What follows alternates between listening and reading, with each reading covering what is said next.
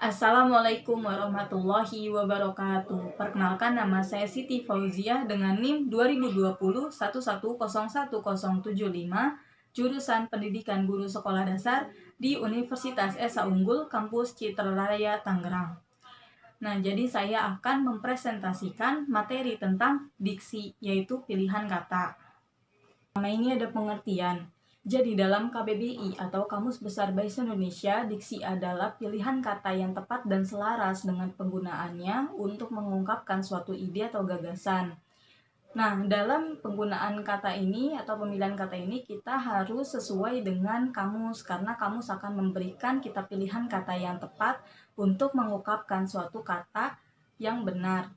Nah, dalam pilihan kata ini kita juga terdapat berbagai macam syarat yang harus kita ikuti agar diksi tersebut tepat dan juga benar. Seperti kita dapat membedakan antara denotasi dan konotasi, dapat membedakan antara sinonim dan antonim, serta dapat menggunakan kalimat penghubung secara tepat. Di slide selanjutnya yaitu ada contoh diksi. Ungkapan-ungkapan pada contoh diksi tersebut pada dasarnya mengandung informasi yang sama, namun menggunakan pilihan kata yang berbeda sehingga mendapatkan kesan dan efek komunikasi yang berbeda. Dalam pemilihan kata juga kita harus menyesuaikan dengan situasi, kondisi, dan juga tempat di mana kita akan mengungkapkan kata-kata tersebut. Nah, selanjutnya yaitu ada fungsi diksi. Yang pertama, melambangkan gagasan yang diekspresikan secara verbal. Yang kedua, yaitu membentuk gaya ekspresi gagasan yang tepat. Yang ketiga, menciptakan komunikasi yang baik dan benar. Yang keempat, yaitu adanya mencegah perbedaan penafsiran. Yang kelima, mencegah adanya salah pemahaman. Dan yang keenam, yaitu mengefektifkan pencapaian target komunikasi. Nah, selanjutnya yaitu ada syarat-syarat diksi. Yang pertama, unsur ketepatan, yaitu di mana kesesuaian pemilihan kata yang dapat kita artikan secara sederhana, yaitu apabila diksi yang kita gunakan tidak dapat merusak suasana dan juga tidak dapat menyinggung orang yang membaca ataupun yang mendengarkan, sehingga kata yang akan kita gunakan itu harus benar-benar kita kuasai.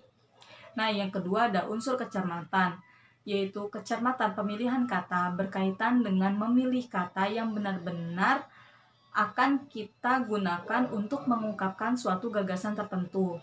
Nah, yang ketiga yaitu ada unsur kesesuaian, di mana bentuk kesesuaiannya ini dia berkaitan dengan ragam baku, menggunakan kata yang lebih sopan, serta menyesuaikan dengan konteks keadaan sekitar.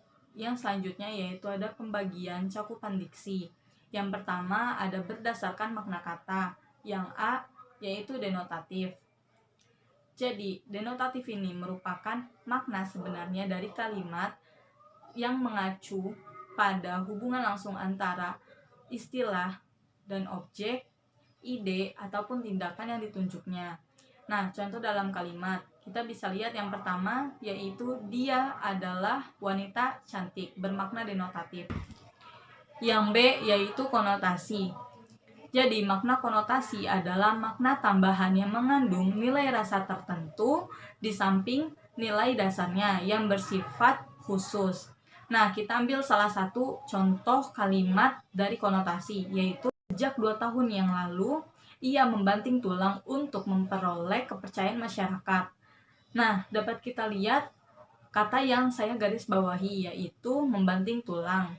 Sebenarnya kata membanting tulang ini diambil dari kata denotatif, yaitu membanting sebuah tulang, namun mengandung kata kiasan dalam kalimat ini, yaitu yang artinya bekerja keras. Selanjutnya yaitu yang C, sinonim. Sinonim adalah dua kata atau lebih yang memiliki makna sama namun bentuknya berbeda. Nah, contohnya itu yang pertama ada besar, agung, dan raya. Nah, yang kedua yaitu ada mati, mangkat, wafat, dan meninggal. Yang selanjutnya itu yang D, antonim. Antonim adalah dua kata atau lebih yang saling berlawanan Nah, konsepnya ini sama seperti antara baik dengan tidak baik. Nah, contohnya yaitu besar antonim dari kecil atau berlawanan. Yang selanjutnya yaitu yang homonim. Homonim merupakan dua kata atau lebih yang memiliki bentuk dan pelafalan sama namun memiliki makna yang berbeda. Nah, contohnya seperti sudah saya tulis, yaitu yang pertama, bisa ular itu sangat mematikan. Nah, yang kedua, kamu pasti bisa datang. Nah, yang F yaitu homofon. Homofon adalah kata-kata yang saat diucapkan atau yang berbunyi sama namun memiliki bentuk dan makna yang berbeda. Nah, contohnya itu seperti bang dengan bang. Nah, perbedaan dari bentuknya itu, yang bang ini dia berakhiran G, nah yang kedua ini dia berakhiran K. Nah, kita lihat saja contohnya, yaitu yang pertama ada Bang Joseph memiliki kucing warna putih. Nah, yang kedua yaitu cita-citaku bekerja di bank. Selanjutnya itu yang G, homograf. Homograf adalah kata-kata yang memiliki bentuk atau tulisan sama, namun dalam pelafalan atau ucapan dan juga maknanya berbeda. Nah, kita lihat saja contohnya. Seseorang yang ingin sukses harus memiliki mental yang kuat. Nah, kata mental di sini berhubungan dengan batin seseorang. Nah, yang kedua yaitu bola itu mental sangat jauh. Nah, kata mental di sini dia memiliki makna artinya terlempar kembali. Nah, yang terakhir yaitu H, hiponim. Hiponim adalah ungkapan yang biasanya berupa kata, frasa, atau kalimat yang maknanya dianggap bagian dari makna suatu ungkapan lain. Contohnya yaitu kata beo tercakup dalam burung. Jadi, beo adalah hiponim dari burung. Selanjutnya itu yang kedua ada berdasarkan panca indera, dibagi menjadi dua, yaitu abstrak dan konkret. Nah, yang pertama ini abstrak. Kata yang bermakna abstrak adalah kata yang tidak dapat dibayangkan oleh panca indera. Contohnya seperti kesejahteraan, keadilan, keamanan, dan sebagainya. Nah, yang kedua ini konkret. Kata yang bermakna konkret adalah kata yang dapat dibayangkan oleh panca indera seperti mobil, pohon, motor, dan sebagainya. Nah, selanjutnya yaitu yang ketiga, berdasarkan ruang lingkup, dibagi menjadi dua, yaitu ada kata umum dan kata khusus. Nah, yang pertama itu kata umum. Makin umum suatu kata, maka semakin besar terjadinya salah penafsiran. Contohnya seperti kendaraan. Nah, yang kedua yaitu ada kata khusus. Nah, semakin khusus suatu kata, maka semakin kecil terjadinya salah penafsiran. Contohnya seperti mobil, motor, rumah, kereta. Nah, selanjutnya yaitu yang keempat. Berdasarkan baku tidak bakunya penulisan kata.